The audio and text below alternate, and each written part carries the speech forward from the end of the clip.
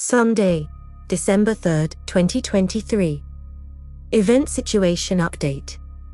Finally, the source has started to directly remove the primary lurker, which was created at the beginning of time, when the source projected a spark of itself into the primary anomaly. The source is now quantumly disentangling the universe from the lurker. When a critical mass of the lurker will be gone, the source will begin to disentangle it directly from the surface humanity, and when that disentanglement reaches a certain critical mass, the event can happen.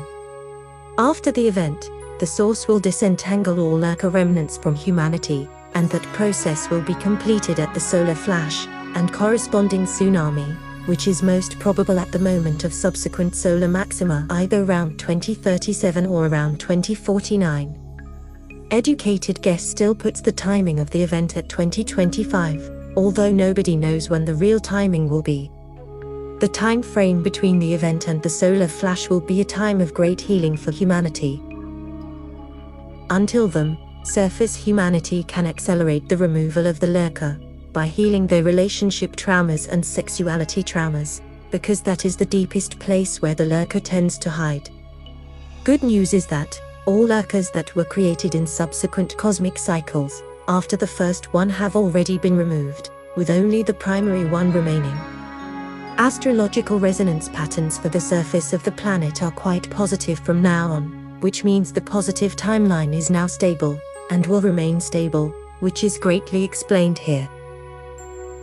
Ashtar Command has entered this solar system at the time of Neptune Pluto sextile on July 18, 1952. Entry and repositioning of the Ashtar Command motherships in the Kuiper Belt was recorded on Mount Palomar Observatory on July 19, 1952. Neptune Pluto sextile is coming again in 2025. That Neptune Pluto resonance is already pushing for disclosure. Some people are expecting full disclosure in 2027, well within the orb of Neptune Pluto sextile, but it is very likely much sooner than that.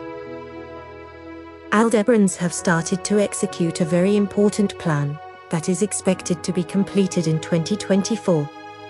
They will put a big number of military bases on the ocean floors and in remote areas on the surface of this planet.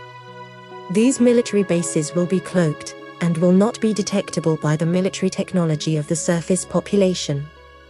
These military bases will be a platform from where the event operations will start when the time is right. Event operations will include both Aldebaran and Resistance personnel on the surface of the planet. Resistance is already doing some preparatory operations on the surface, mainly disabling Doom 33 Dark operatives, and testing the efficiency of the Stardust technology, which is now about 90% effective.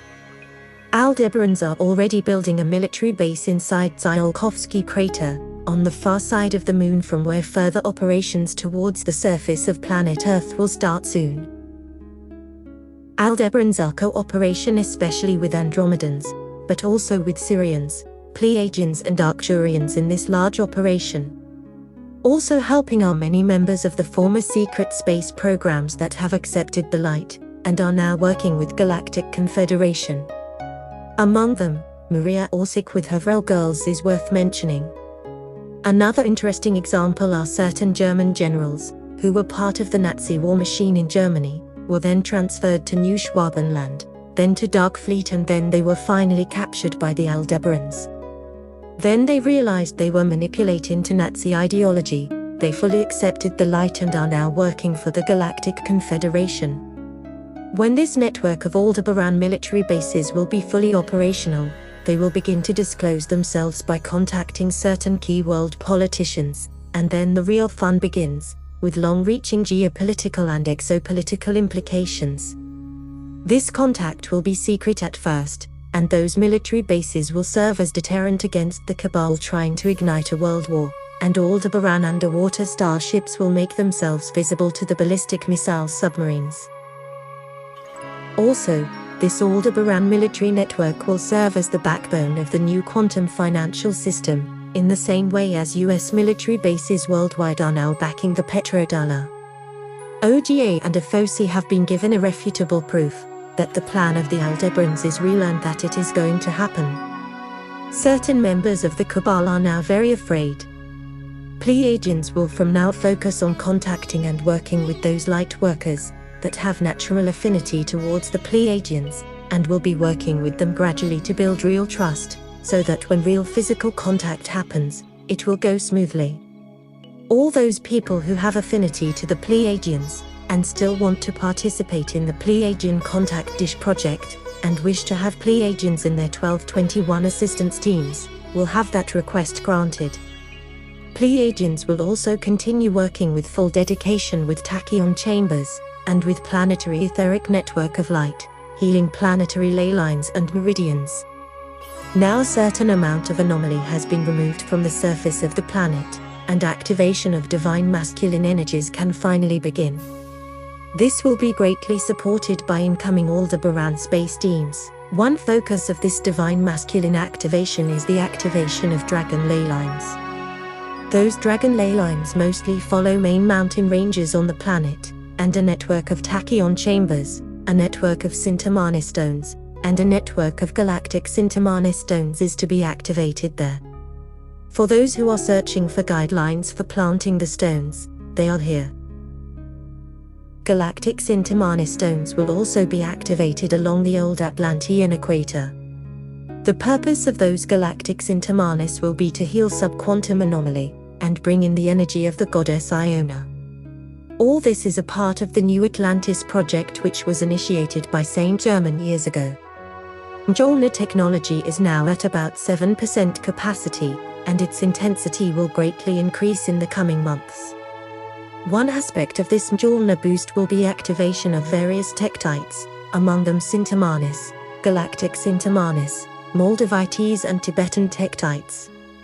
There is a great deal of misinformation present in the scientific community about the origin of tektites, assuming their terrestrial origins, with some of those beautiful cosmic stones being degraded even further to pseudo-tektites. Tektites are, indeed, coming from interstellar space. They were formed in various star systems where angelic beings were trying to manifest a planet from etheric plane into the physical plane, and during manifestation process, that planet encountered quantum anomaly and exploded. Fragments of that explosion were scattered in all directions, and some of them came to Earth as tektites. Those tektites contain high vibrational codes from the star races, from the star systems they originate from, Sintamanis from Sirius, Maldivites from Pleiades, Galactic Sintamanis from a solar system near the galactic center.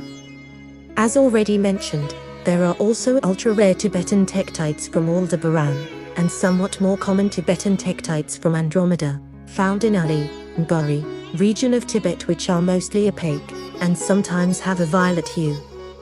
There are also ultra-super-rare Tibetan tektites that are found on Tibetan side of Himalayan mountain range, that will have a very special function in the coming years which needs to remain classified.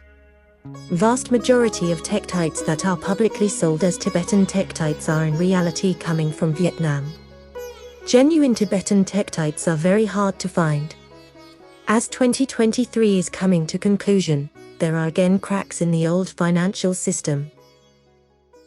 These cracks will expand and grow as the debt-based economy goes beyond the point of no return. The crash will be spectacular. And then a new world will be born. Victory of the light.